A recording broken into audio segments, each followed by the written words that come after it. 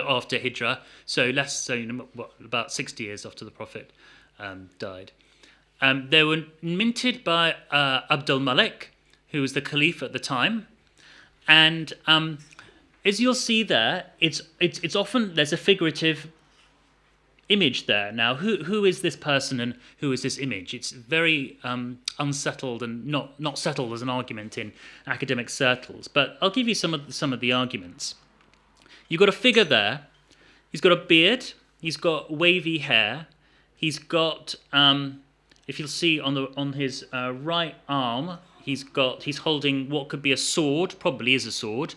Some people say it's a scroll with it, which has maybe a text of some description in it, but I think it's probably a sword. And there's a whip as well. He's holding a whip down there. The other side is the obverse of the coin, which you don't have to worry about too much. So it's often thought of as representing the Caliph.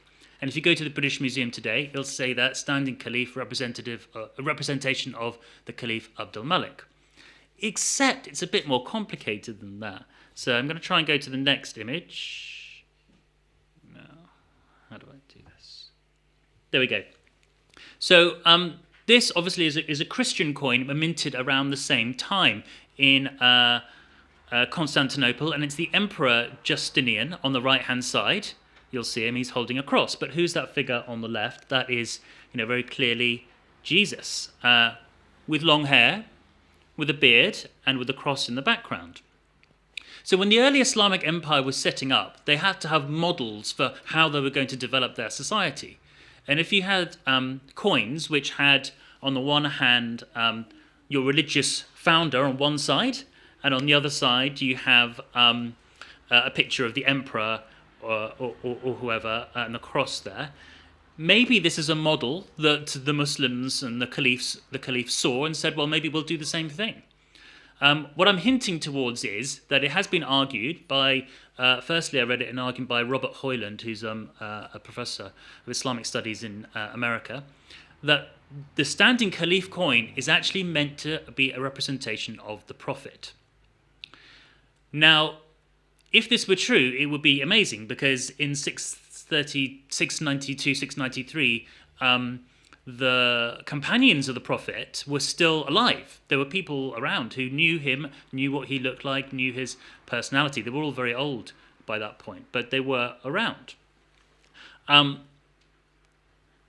This, as you'll see, is a silver version of the same image. You'll see it's the same standing Caliph, stroke standing Prophet. But we get a bit of a clue here as to who this might represent, because it says, some of you may be able to read it, it's not very clear, but it says Amir al-Mu'mineen, and it says Khalifatullah just down the side. So on the right-hand side it says Khalifatullah, and it says Amir al-Mu'mineen. So it's pretty clear then that this seems to represent the Caliph, doesn't it? So it says Khalifatullah, it says, Commander of the Faithful, Amir al-Mu'mineen, that's a title for the Caliph. Problem solved. It's the Caliph. Let's not think of it as a representation of the Prophet. Except then, about a year ago, I stumbled across this, and this is a version of the same image, a copper alloy, minted about the same time, and you'll see it's got the same. It's a slightly more basic version. It's like a cheaper coin, basically, like a sort of 10p coin or something, rather than like a £1 coin. But as I'm sure some of you will have noticed, on the right-hand side, it says Muhammad. So, what are we doing here? What does it mean? What does it mean? Well, I don't know. I think in the imagination, my best guess is in the imagination of the people who are minting these coins and distributing these coins. One of the functions of distributing coins is obviously to facilitate exchange, but it's also to spread ideas of what the state is. Who is the state? Who are these people ruling you? What do they mean? What do they represent? We have the Queen obviously on our own coins now, and she represents, somehow Britain. And so the caliphs were trying to do the same thing. Abdul Malik was trying to sort of meld his own personality with that of the Prophet. I think he was trying to sort of present a figure of authority, with religious authority, but with also, crucially,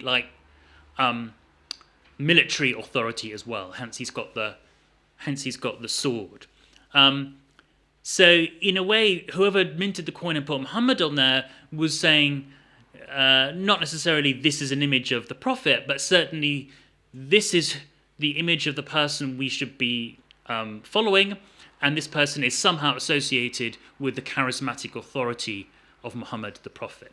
So it's not very clear-cut, but it's a really fascinating argument, and it's not settled at all in the sources. So that's just an image of a statue. I don't know if anybody has been to a place called Khirbat al-Mafjar, which is in Palestine. It's just outside Jericho. And it's an Umayyad palace, which has got some amazing mosaics, and I recommend anyone who's around there try and find it. It's brilliant, and support the Palestinian tourist industry. This statue was found there. That was built maybe 740, 750, so maybe about 50 years after the coins, and you can see that the arm is broken off, but you can see that it's the same sort of image. A man with a beard and a sword going across him as well. So obviously this was some kind of image of authority. Whether the people looking at this thought this was an image of the Caliph, an image of the Prophet, or just an image that invoked some sense of spiritual, military, and royal authority. This is now in the Rockefeller Museum in Jerusalem, if you want to see that. Okay, so those coins are almost like the beginning point. They went around for about 10, 15, 20 years, and then they disappeared. And later Islamic coins only had writing on them. They had the Shahada on them, and they had verses from the Quran on them. So this early weird experiment of maybe depicting the Prophet, maybe not depicting the Prophet, for some reason, went away for 500 years. And for 500 years, there is no recorded, even possible, image of the Prophet. It didn't seem to be something that they felt necessary, or they just felt interesting, or for whatever reason. I'm not sure, but they just didn't have any. Until this one. Now this is a 12th century illustration of not a biography of the Prophet, not a Sirat Rasulullah at all, something completely different.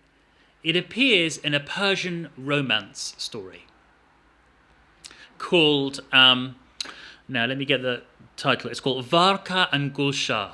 Some of you may have heard of it. A Persian romance story. Basically, it's like a sort of Persian Romeo and Juliet. I know there's about 10 Persian Romeo and Juliets, but this is a particular one. There's two star-crossed lovers, and they don't, for various reasons, battles and fighting, and families don't like each other. They don't get together, and at the end they die. That's the romance. So what's this got to do with the Prophet? Why is the Prophet appearing in this relevant to this? Well, a strange thing started to happen where you'd have pre-Islamic tales, or you'd have Persian romances, which are basically just entertainments for people. But often, at the end of the tale, as the storyteller would tell the story, the Prophet would appear in the story to solve everyone's problems and reunite the lovers and make everything work fine. So it's like a literary device, I suppose. They're not saying the Prophet literally did this, but they're saying in the story, the Prophet comes and saves everyone. So in Varka and Gulsha, the Prophet Muhammad ﷺ appears at the end of the story, and he resurrects the two lovers, and it's happily ever after. So the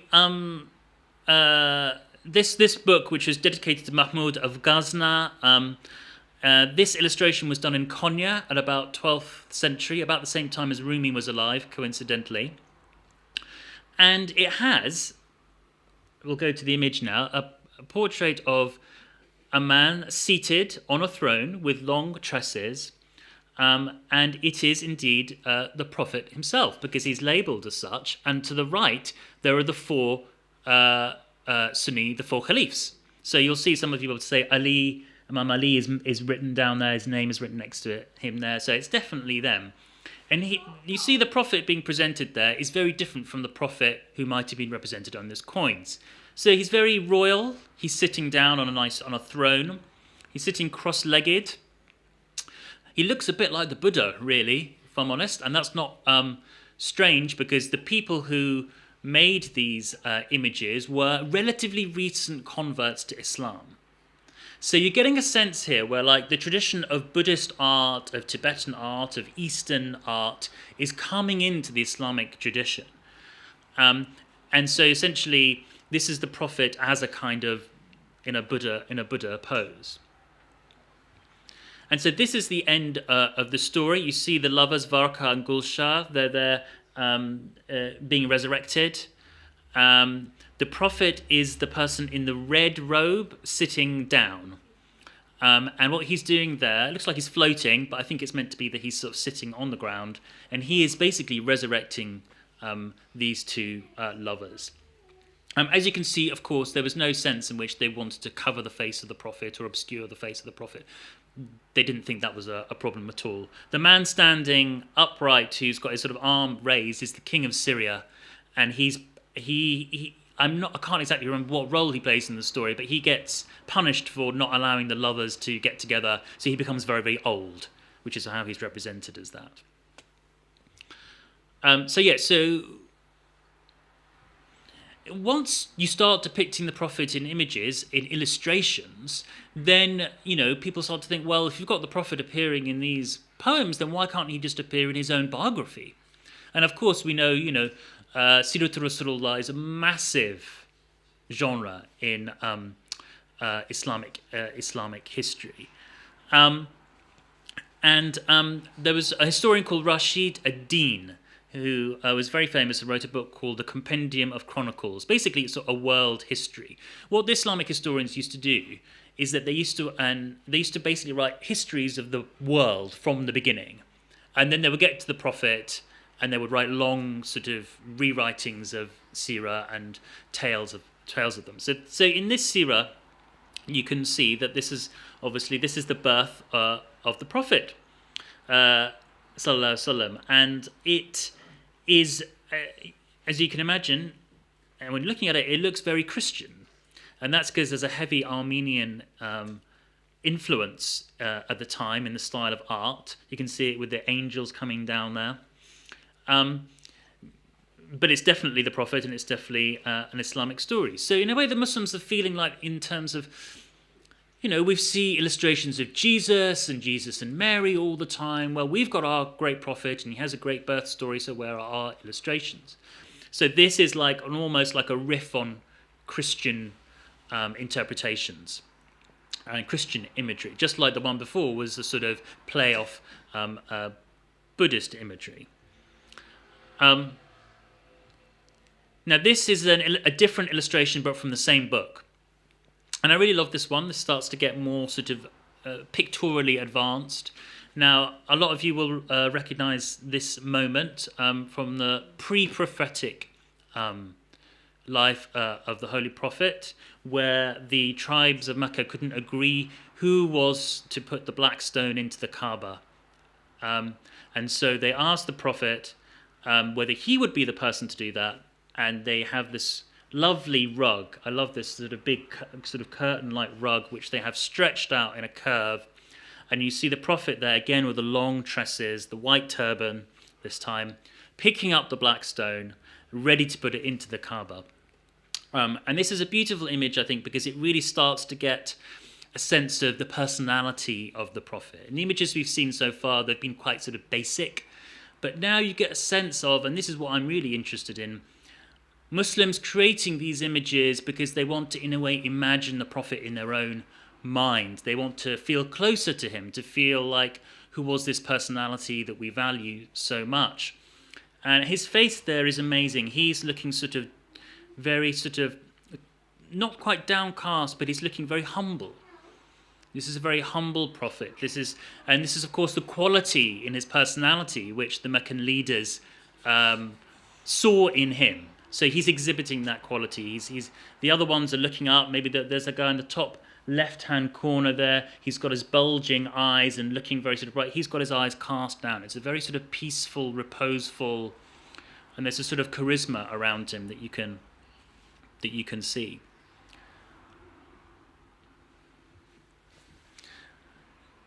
So you can do the biography of the Prophet, and there are many, many images, and we'll come back to later biographies of the Prophet to illustrate them.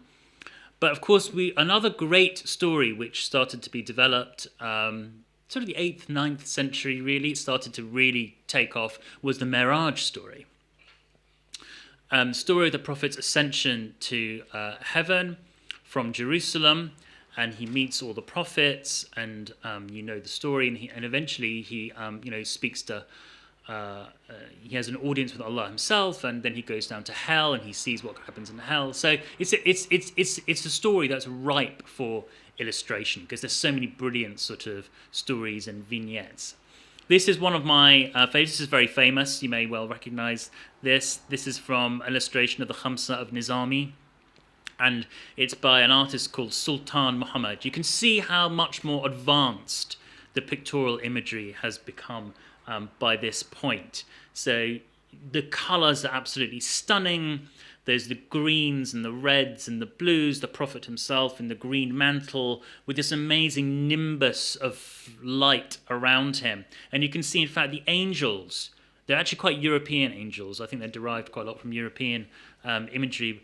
They're sort of throwing fire onto him. They're sort of blessing him with this fire. And that, the idea of Nur Muhammad, the light of Muhammad, just sort of emanating in this sort of extraordinary power, becomes very important in Islamic theology, and the artists pick them up on it. In terms of its artistic style and its derivation, you can see there's lots of Chinese influence. The clouds there at the bottom are very Chinese-style clouds. And you see Burak as well. Burak, the sort of head of a woman, I think, and then body of an animal, and that's obviously the mystical being on which the Prophet ascends to heaven. Now, this is one of my favorite ones. So in the 15th century, there's a dynasty called the Ilhanids. They're not really very much remembered today, but they did produce some absolutely astonishing art. This is from 1465, 1466. Timurid, they're often called as well. And so one of the princes, I think probably in Afghanistan, in present-day Afghanistan, commissioned an absolutely beautiful Mirage story. And so the Prophet meets all these amazing angels as he's going to heaven. So you can see him, he's on Burak, he's got his sort of amazing sort of fiery clouds around him, and he meets an angel with 70 heads, and it's called the Angel of Prayer. Now, this is a particular specific reference to the Quran, in fact. It's, which surah is it? Number 40, Surah 40, verse 7. I'll just read you the Arabic line. الَّذِينَ يَحْمِلُونَ الْعَرَشَ وَمَنْ حَوْلَهَا يُسَبِّحُونَ بِحَمْدِ رَبِّهِمْ وَيُؤْمِنُونَ بِهِ وَيَسْتَغْفِرُونَ لِلَّذِينَ آمَنُوا. So it's talking about the heaven. The angels who carry the throne and those around it exalt Allah with praise and their Lord, and believe in him, and ask forgiveness for those who have believed. So the idea is that the angels are up in heaven constantly praying for the forgiveness of the believers. And this idea is picked up by this artist who, drawing on iconography, which is again from sort of Buddhist ideas, you see all these heads there are like little sort of Buddhas in a way, but it's meant to be an angel.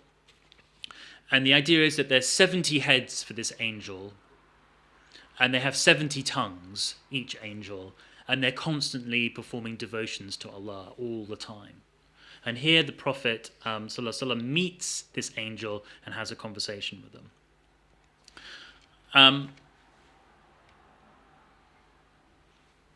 This again is a fantastic one. This is the Prophet meeting a giant rooster. Quite odd, you might think, but again, it's not a giant rooster. It is an angel. It's the rooster angel. And the rooster angel, at every time is the call to prayer, recites the azan. It's not cock-a-doodle-doo. It's La ilaha illallah. And at the break of dawn, obviously the cockerel on earth will give the way that people in those times would wake up would be cockerels rather than alarm clocks. And so they had this idea that there's a massive cockerel in heaven waking the whole of heaven up, or waking actually when the cockerel does the La ilaha illallah and does the azan, all the cockerels on earth then know they need to wake everyone up for prayers. So it's just a fantastic idea. The cockerel is actually in like ancient Persian, pre-Islamic tradition as a sort of holy figure. It's like an Avestan thing. So you see how very easily different kinds of images are brought in, melding with Islamic traditions about angels and the heavenly rooster. By the way, if you see the writing of this, it's actually written in the Uyghur script, which is very difficult to read. Not many people can read it these days. But the Uyghurs are obviously going through a very terrible time at the moment, have a very long history of adding to the culture of Islamic arts in particular. Now, you can't go to heaven without visiting hell, unfortunately. And this is where the Prophet riding Buraq and Jibreel takes the Prophet to hell to see what happens to the people who have done bad things. And again, this is a Quranic allusion. So many of you will recognize in Yasin, "Inna ja'alna fi a'naqihim aghlalan fiha al-afqani fahum muqmahun." Yeah, we have placed iron collars on their necks, so they are reaching up to their chins, and their heads are forced to remain upward. So here, the artist has imagined these iron necks as sort of red collar, which sort of stuck around the neck as they're sort of burning. And it's a very vivid, kind of terrifying scene. And what I like about it a lot is that you see Jibreel and you see the Prophet there, with the characteristic finger to the mouth pose, which means puzzlement, not quite upset, but there's some sense in which the Prophet is sad. The Prophet is sad that he's seeing these people being punished. And it's a very sort of humanizing moment. Actually, it reminds me a lot of Dante, and in Dante's vision of heaven, he also sees sinners and then feels sorry for them as well. So the Prophet and Jibreel there are both sort of seeing what happens to sinners, but are upset by what is happening. Why were these books produced? Why are these images necessary? Well, a lot of the princes who were looking at these and the wealthy aristocrats. First of all, to bear in mind, these images would not have been seen by anyone outside a courtly circle.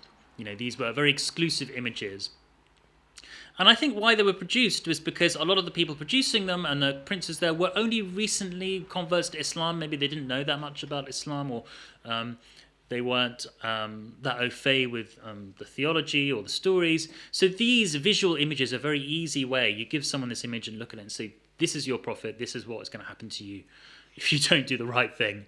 And this is what, lots of images of beautiful houris as well, which we can't get into, unfortunately, if you do the right thing. So this is... why did I include this? Yes, this is a beheading. So we've got to, every single aspect of the Prophet's life, this has to be included and looked at. So there's the great moments that we look at with pride, and there's some moments which we look at and we think maybe that was a different time, or so the Prophet there with his nimbus, and it's Imam Ali who's cutting the head off. I think after the Battle of Badr, there was a man who had been mocking the Prophet and apparently had been torturing Muslims.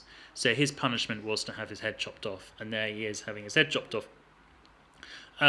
Again, this was the Prophet as a sort of king or a ruler.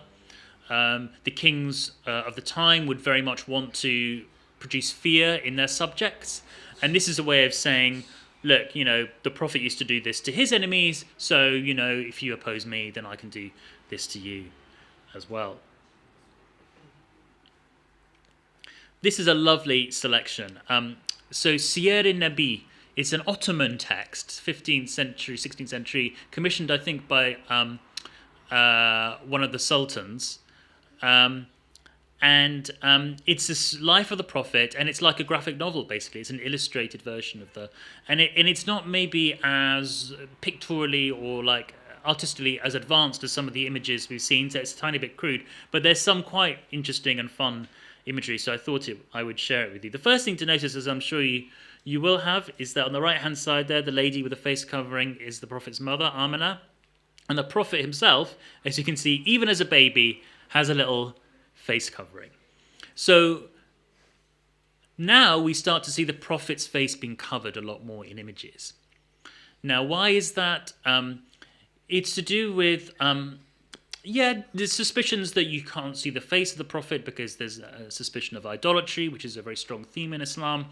I think it's also to do with the idea of respect, the idea that there's this powerful force in the face of the Prophet, this nur or something, and to look upon him is something that you should be wary of.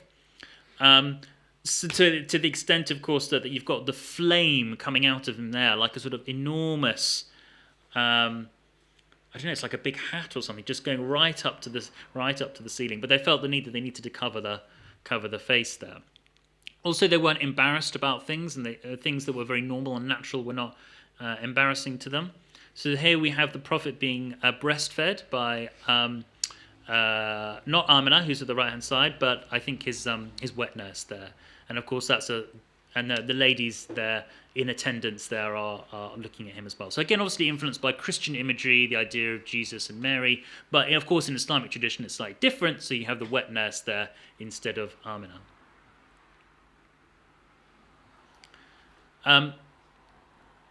This is the Prophet and Khadija.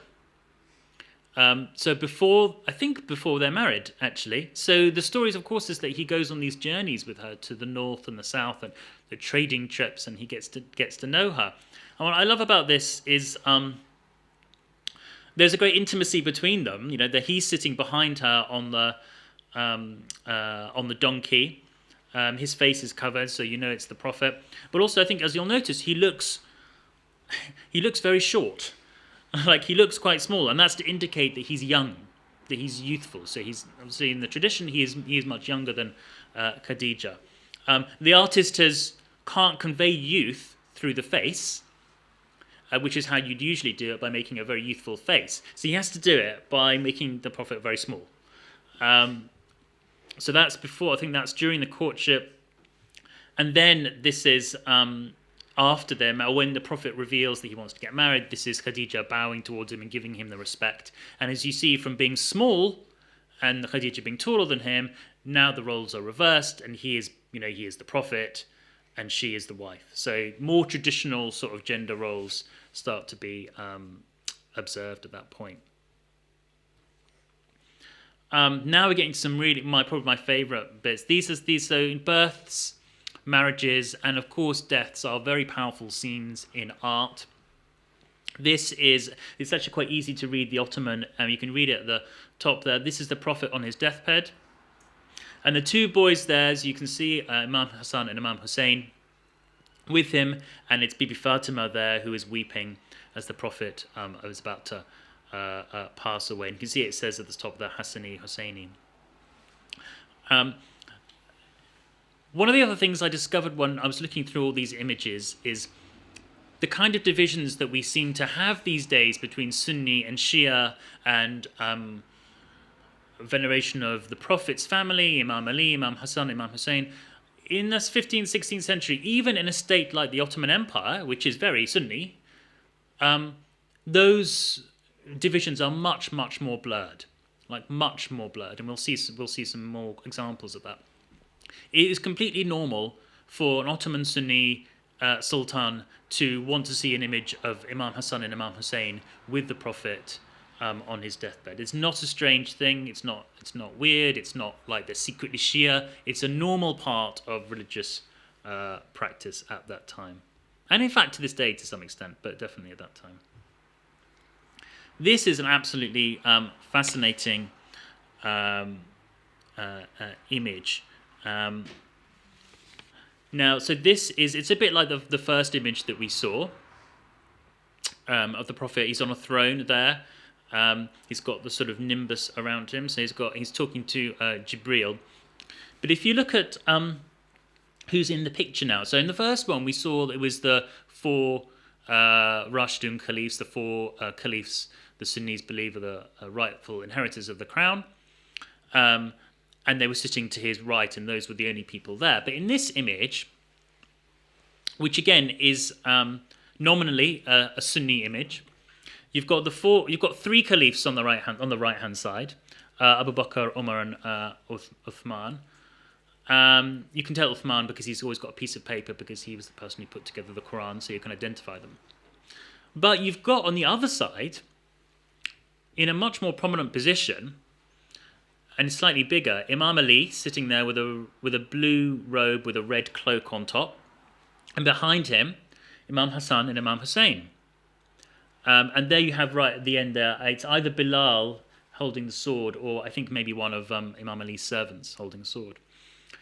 The image points you see where the Prophet's looking, the direction he's looking in. He's talking to Jibril, he's sort of discussing something, but he's looking towards Imam Ali and Imam Hassan and Imam Hussein. Your eye is drawn that way.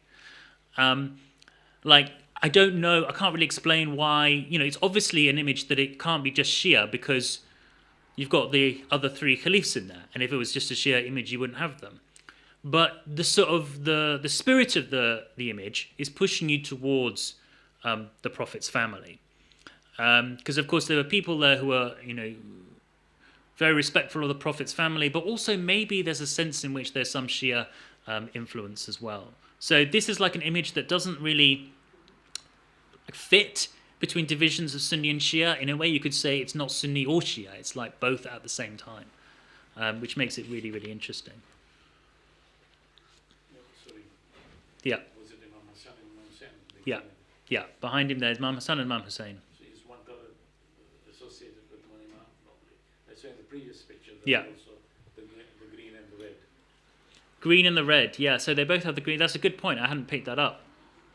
I would imagine that Imam Hussein is the red. I'd imagine Imam Hussein is the red because of the story of Karbala.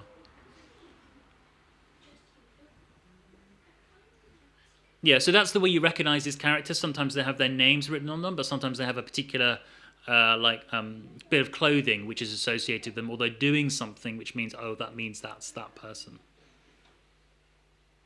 Thanks for that. Very good point. This is Ghadir Qum. Again, so the pond of Qum, as it is translated as. And we have the Prophet there, identifying, giving Imam Ali his, according to Shia tradition, giving Imam Ali, telling him that he should be the next caliph, basically. And so this is the two prominent figures there, the Prophet ﷺ and Imam Ali. This is not, as you might expect, a Shia image. It is an illustration of al-Biruni's Persian polymath called al-Biruni, who lived in the 10th century, his big history of the world. And when I read that, I was like, but it's Ghadir Qum, and it shows Imam Ali being blessed by the Prophet. I mean, al-Biruni, why is he writing this? Because he's I thought he was obviously Sunni, al-Biruni, and I looked him up, and yeah, he is Sunni. But for al-Biruni and many other Sunnis, the Ghadir Qum was an event that happened, and it was real, and it was where the Prophet blessed Imam Ali and said, and this is, I'm quoting al-Biruni here, the Prophet said, whoever I am the master of, this man Ali is his master. And this was made in early 14th century Tabriz. Tabriz is now in Iran. Of course, Iran in the 14th century was not yet Shia, so it was still Sunni. But al-Biruni does not quite say that the Prophet said, and you are the first caliph, and you will inherit my inherit Islamic empire. He doesn't. Al-Biruni does not quite say that, and this image doesn't quite say that either. But it's very, very close to it. It's like 99% there, if you see what I mean. But there's like 1% where it doesn't quite say that. But funnily enough, if you look on the left-hand side of the image, just at the side, somebody later on in Tabriz, after the Safavid Shia Empire had come about, they've written a gloss on it. So a later Shia writer has gone in and written down the side, and what they've written is, this is a depiction of the Prophet's selection of Ali as his successor, Aghadirkum. So what you have is the writer saying, a later writer, who wasn't the artist, saying, this is what this image actually means, even though the text itself doesn't actually say that. So again, they're like these boundaries of like Shia confessionalism, Sunni confessionalism, is very clouded at this point. That's just a later image of 18th century Iranian image of the same event, a bit sort of cleaner, quite interesting one as well. Now, when you do get to this is possibly the when I saw this image, it blew my mind basically, and so this is Ghadir-e-Qum as well, but the figure on the right hand side is the Prophet and Imam Ali. Almost, they're basically like conjoined twins. And so this is a Shia image, definitely a Shia image, from, I think, the 16th century Iran, Safavid era, when they were trying to really elevate the status of Imam Ali. And it's basically saying they're from the same nur, they're from the same light, they're almost at the same status, the same level, to the extent that they're one body. And they both have faces covered here. And it's just an extraordinary image of how respected and elevated Imam Ali was by the Shia Safavids, to the extent that they are really saying here that the Prophet and the Imam are the same, effectively the same person. Yeah. It's an illustration of what's called the Falnama, which is a sort of book of omens, which is apparently written by Imam Jafar Sadiq, apparently. So there's another Shia connection there as well.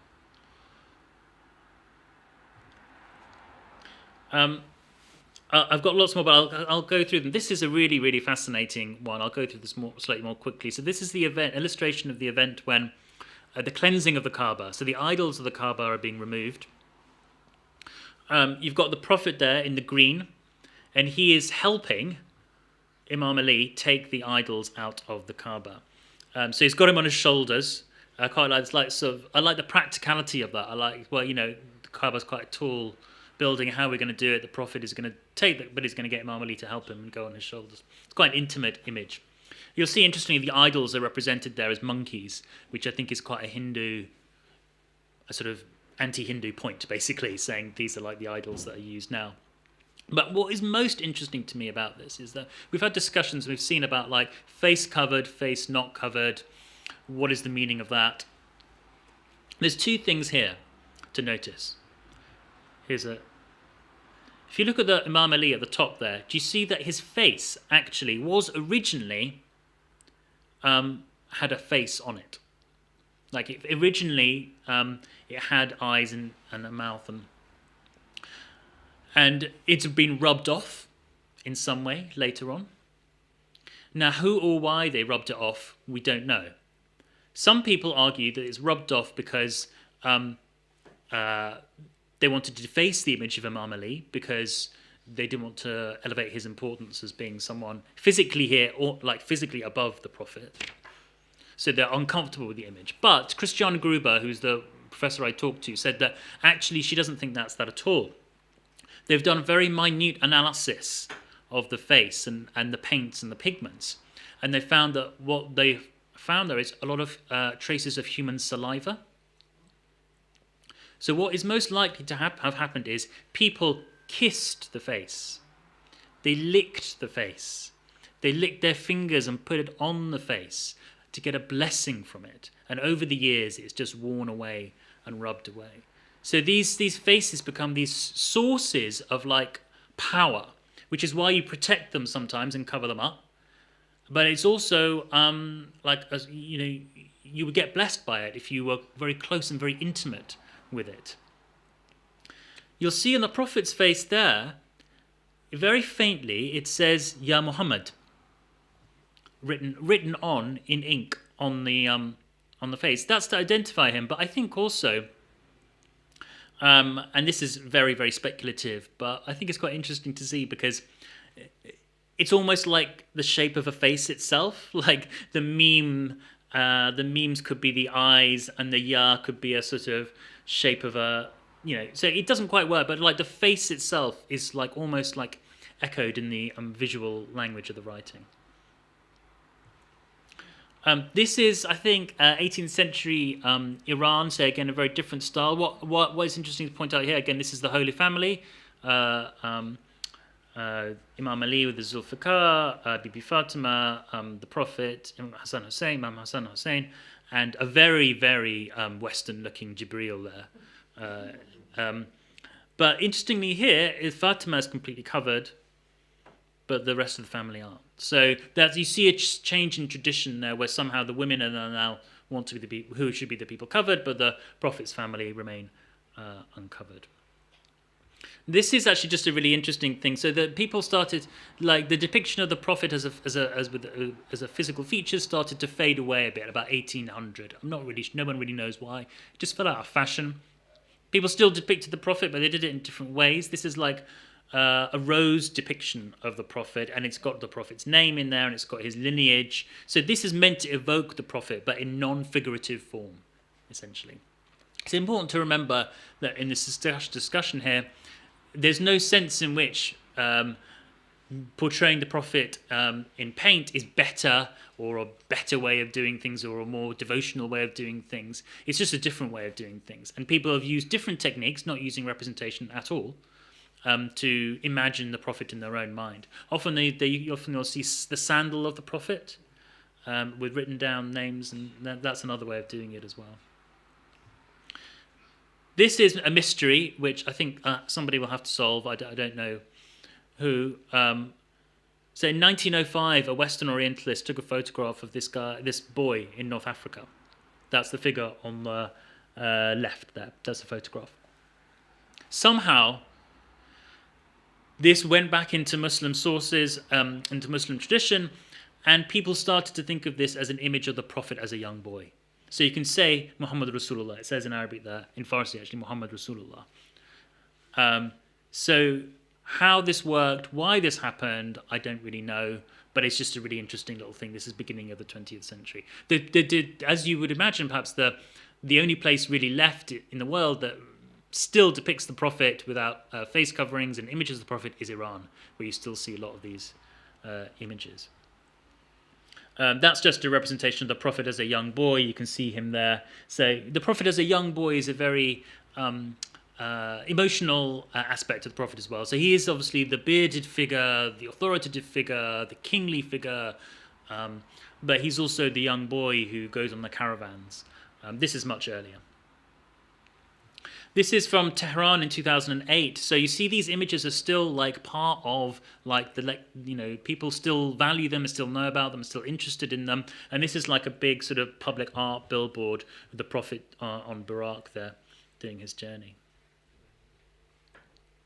This goes back to the 14th century. This is an amazing depiction of the Prophet worshipping Allah is there but not there. There's a nimbus around him. Of course, Allah is never represented in Islamic art at all, but his atmosphere is sort of there. This is when he's talking and worshipping the Prophet. And there is an Iranian artist whose name I have forgotten, but in 2012 she did this really interesting image.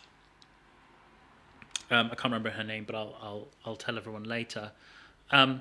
She did this image where she basically took the previous image. You'll see it's the same one, same image. But she took out the clouds and she took out the Prophet, and she just had this blank space, almost like a sort of modernist painting.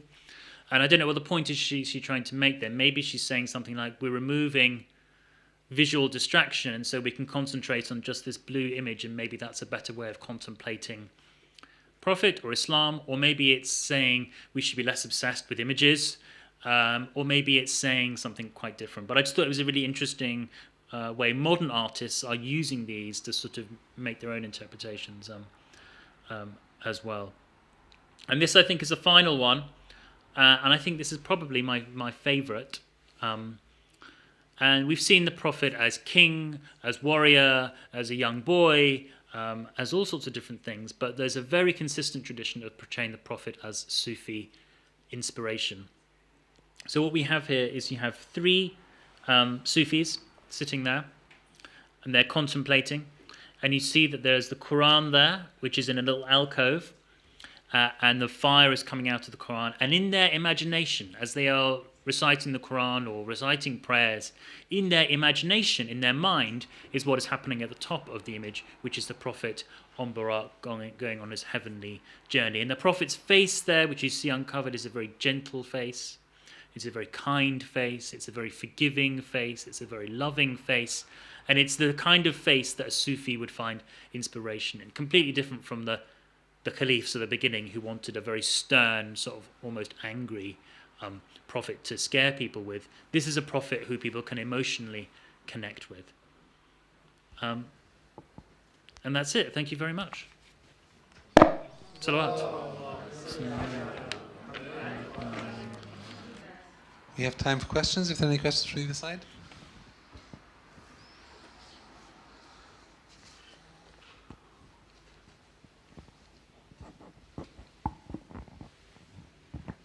Assalamu alaikum. Thanks a lot for your talk. It was really interesting. I was wondering, I know you said you wouldn't say either way whether it's giving like a fatwa or anything like that, but in terms of the hadith that we have about not depicting the Prophet, is there any kind of correlation around the times of when the coins were minted, or around the history of that? Well, Quran is very concerned with idol worship. Yeah, that's the thing. It doesn't actually say you can't create images of, or paint images of things or people, and it doesn't actually say about the Prophet. So it's kind of ambiguous. There are hadiths about the Prophet that Aisha's cushion. That's one of the hadiths where Aisha brings some patterns into the Prophet's home, and they have images of people on them. According to some hadiths, he tells her to take them out of the room and take them out when they're praying. According to another version of hadith, they turn them into curtains, and that's fine. So it's kind of, again, ambiguous. There's definitely, in mosques, you do not see these images. Yeah? So that's very different from Christianity.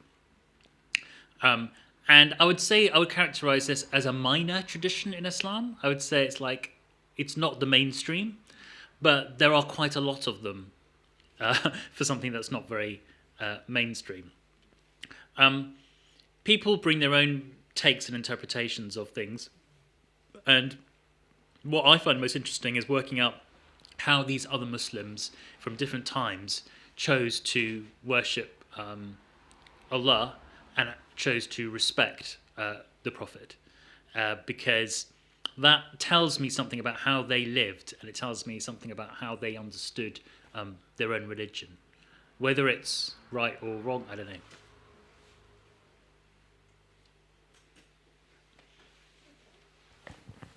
Sorry, thank you for the talk. Just 2 questions. One was a lot of the pictures you showed, I guess, were coming from private libraries, essentially. Yeah. And so is there an element that actually this was maybe a little bit more hidden, and actually it was just something that rich elites do, and it wasn't for common people to do, and it's maybe a little bit sort of, I guess slightly elitist in that way, and actually everyday people would never see real depictions of the Prophet. It was just for it's just for the rich. And the other thing I wanted to ask, so in I guess the contemporary Prophet's era, was there a form of art, so not talking about Islamic art, but would you be depicting people in art otherwise, or would it actually just be a very unusual thing for them to have done, if you know? Two really good questions. Yeah, these are all really elite objects. Yeah, and what's interesting is that it really is only in the last 15 or 20 years that any Muslims basically have been able to see them. This is a hidden history, you could call it that, but because they were in books produced for princes, and they were in private libraries. You know, all these are in the Topkapi Palace in Istanbul, or they're in Iran. A lot of them are in now Western universities because colonialists brought them all up. And then they, you know, when I was growing up, I couldn't see any of these images. I had no idea they existed. But in the last 10 or 15 years, there have been more and more books published. Still not easy to access those books. You have to go to a SOAS library, or very expensive to buy them online. So they're still elite as such, but the internet has changed everything. So, like, as soon as somebody produces a book, people take these images and put them online.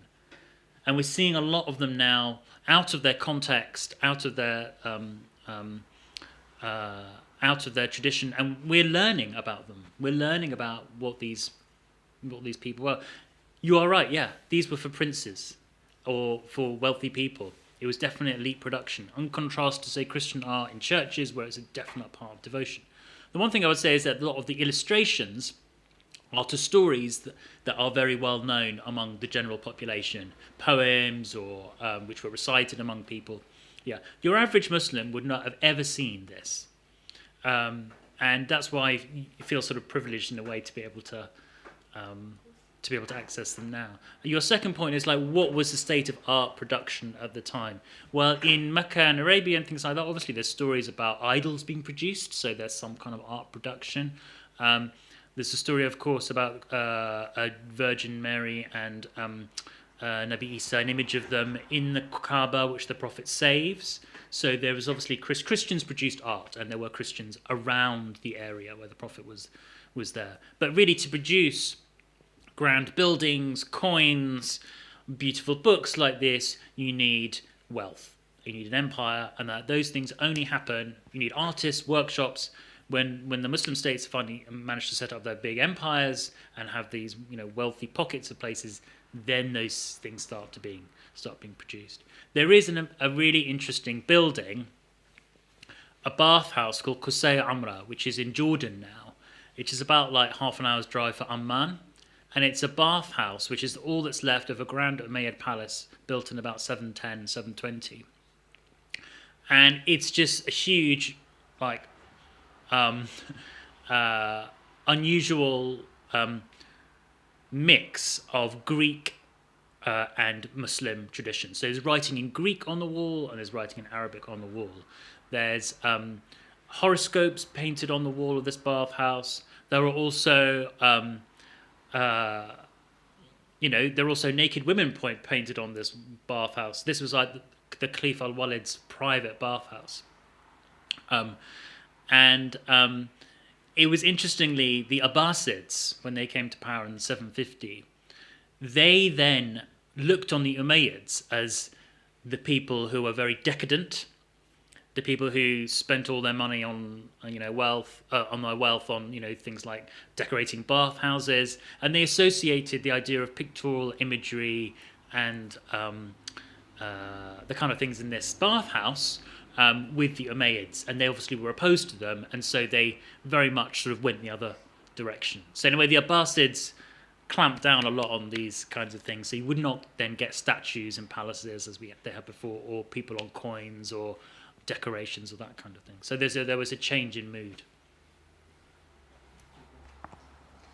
Two questions. One to follow up on that one, which was, if most of these images were created for princes or wealthy people, was that, just because they had the time and resources to do so, or did they have different, like, if the ordinary Muslims at that time would have known about them, would they have disapproved, or would they have also, like, valued these pieces of art? Like, did they have different views or beliefs about artwork, about the Prophet, for example? That's one. And the second one is, there was a picture you showed about the Prophet as a young boy. Yeah. And it looked like there was somebody, like, above him, but I couldn't see it clearly. There was, like, it was... That one? Sorry, the screen. No, with a caravan, I think it was a couple after the rose piece.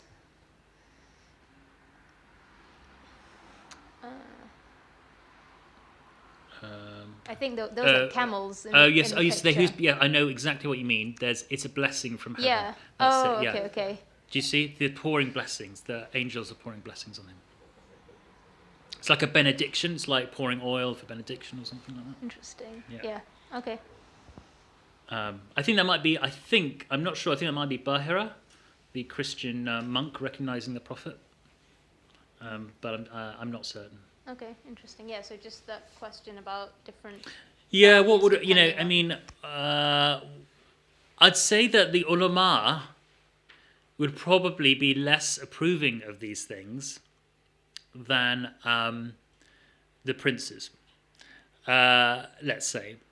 But the common people, it's actually almost impossible to know what they thought, because the way history is written, we don't actually know what they thought about, and they didn't have the chance to know or not know, if you see what I mean. Right. So I just wonder if that means they were hidden for a reason. Like they knew that they wouldn't be approved of, and they thought there was extra blessings to be gained from touching the faith. Yeah, maybe I think, or like they wouldn't have opened up their courts to the common people to come and say, "Come on." Well, you'd have a party. You'd have a manuscripts party basically, and you'd have. So I have one, obviously not the original, but I have one here. So what you would do is you would say, "Come," a bit like this event this evening. Come this evening. Come round, and we will pass these around, and we'll tell the stories, and we'll look at them. And the only person people invite, it's like an exclusive private view at a gallery. Do you know what I mean? Yeah. You would only go if you were invited and if you were wealthy enough or if you were the patron. These are incredibly expensive, produced, and require enormous amounts of skill. So the only people who could pay for them were wealthy princes and sultans and kings and what were the ulama probably disapproved of it, but not necessarily because they were of the prophet. Maybe they disapproved of it. There were lots of other illustrations not of the prophet as well. So, but yeah, as always with these things, there's a huge variety of attitudes. Last question. Assalamu alaikum. Sorry to keep you No, talking. It's just it's an interesting area, especially with like sort of new waves of sort of contemporary Islamic art as well coming through. People asking similar questions about what they could be depicting and in what way as well. Just something that struck me whilst you were showing the images was the context of them as well. A lot of the ones which you've come across and which you've been able to source and sort of have survived have been images where there's a narrative element as well, where it's very much about the storytelling process. It's very much about what's happening in the chronology of the characters who they're talking about, the Prophet sallallahu alaihi wasallam and others with him. And very few of them surviving, like the coin itself, are kind of images that could be purposed as almost like idols in a way, which is, from my understanding at least, where the kind of contention comes in with depicting the Prophet. There's the resisting anything which could become an idol or anything that could become sort of like the monkeys who are, or the idols which are being taken out of the Kaaba. Was there any other kind of items like the coins that you were able to come across, or was it very starkly? Was it all very much in terms of like these almost comic book strip kind of things, where it was always about the narrative, always about a story? Yeah. So what were there any images? Well, later on there were some. Isfahan, they've got some wall paintings in Isfahan, which is similar. I think like 18th century, really, so quite late in some ways. Lahore, I think there are some as well. The Mughals put some paintings on their walls as well, but mainly it's in this graphic novel form. So yeah, you read. So you look at these illustrations, like the book would be big. It would be like 50 pages, 60 pages, 70 pages. Most of it's just writing, and there's like maybe 10 images. Like how wealthy you were depended on how many images you got, because they're the most expensive things. And they would often produce the book and leave a space for an image, and sometimes there's got like blank spaces there because the person ran out of money or they were overthrown and there wasn't enough money to then produce that. Yeah, they're very, very connected to the narrative about them. And that's an interesting point, because when these images started to be collected by Western Orientalist art historians, they very much took them as being sort of almost like pretty paintings, if you see what I mean. And a lot of the books were cut up. This is the great tragedy of like Islamic art, basically. All these books, a lot of them have been cut up and sold off to different and scattered all over the world in different collections. So you'll have like one leaf in the David Museum, one leaf in the British Museum, one leaf in New York, one leaf in wherever. So the idea that there are one narrative and they're telling a story and they're illustrating that story and referring to it has been lost somewhat because of that. But yeah, it's just how the tradition developed. Of course, the public art of Islam is very much more to do with calligraphy and that kind of thing. Yeah.